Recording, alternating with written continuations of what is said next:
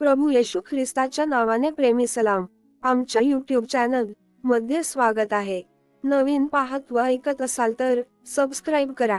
Video आवडले तरी Bible वचन प्रभू येशूचे शब्द आहेत, देवाचे वचन आहे, म्हणून सबस्क्राईब करून आम्हाला प्रभू येशू ख्रिस्ताच्या सेवा कार्यासाठी मदत करा.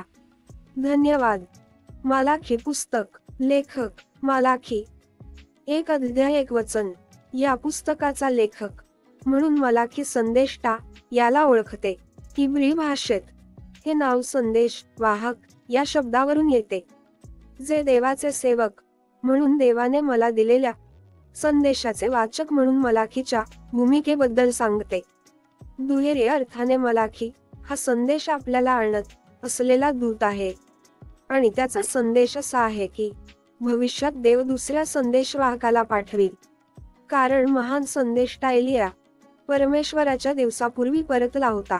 तारीख आणि लिखित स्थान साधारण इसवी सन पूर्व 430. हे एक बंदिवासानंतरचे पुस्तक आहे, म्हणजेच हे बाबेलमधील बंदिवासातून परतल्यानंतर लिहिले आहे.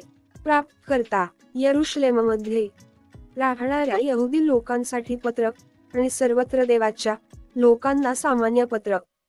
हेतू: देव त्याच्या लोकांना मदत करण्यासाठी सर्व गोष्टी करेल आणि लोकांना स्मरण करून देण्यास सांगतो की जेव्हा देव न्यायाधीशाच्या रूपात येतो तेव्हा देव त्यांना त्यांच्या वाईट गोष्टीसाठी जबाबदार धरेल.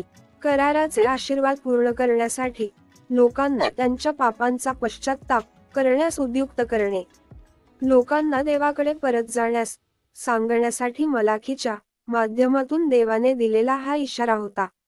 जसे की जुन्या कराराचे शेवटचे पुस्तक बंद होते, येणाऱ्या ख्रिस्ताद्वारे देवाच्या न्यायदंडांची घोषणा आणि त्याच्या पुनरुत्थानाचे आश्वासन इस्रायल लोकांच्या कानी ऐकू येत आहे.